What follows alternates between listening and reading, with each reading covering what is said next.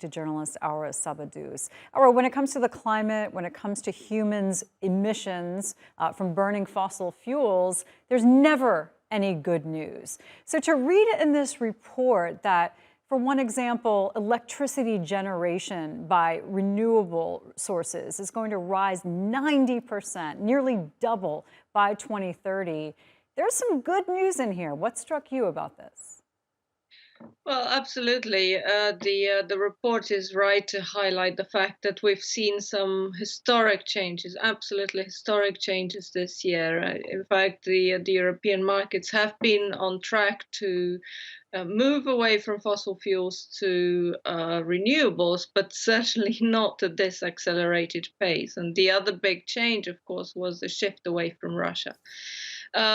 It's true that these very high prices have now created an opportunity to invest in renewables, and I do agree that we will see an accelerated pace in the uptake of renewable generation.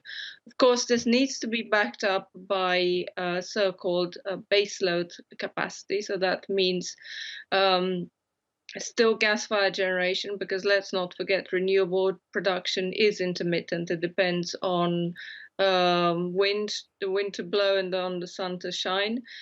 So it means that until we see a huge deployment of battery storage, gas is still going to be an important fuel, particularly for gas-fired generation. So to cover those moments of shortfall of when the wind, as I said, the wind is not blowing or the sun is not shining. Yeah, I mean, just today, the UN Secretary General said that humanity is stupid, he used that word, for doubling down on fossil fuels, for doubling down on what brought us to the climate crisis today. However, this report shows that actually, at this moment, humanity is doubling down on renewable energy. So both can be true at the same time.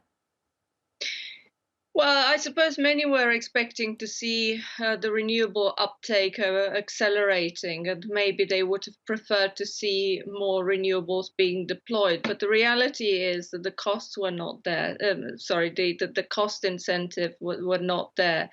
So it was still quite expensive to deploy wind farms, solar panels, and so forth. But right now, the prices are going down, and we see programs being rolled out in the European Union. There are huge grants that are being offered to large consumers as well as small consumers. I'm talking here households, to install solar panels, to increase the various forms of green generation as well as green gases. I'm talking here about biomethane, for example, or hydrogen. You know, the last time we saw the climate summit, when some countries refused to rule out coal, they didn't want to step away from these sources.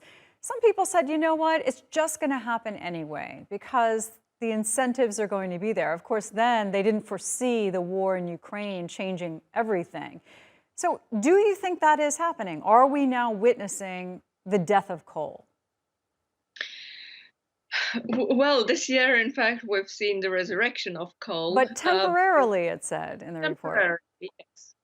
So it depends on what sort of time span you look at, because in the longer term, and I would say here in the next 10 years, definitely. I mean, the pace at which renewable production is being deployed is really accelerating, as I said. But for now, and especially for this winter and maybe even next year, coal is probably here to stay, and so Hmm. is gas, for sure.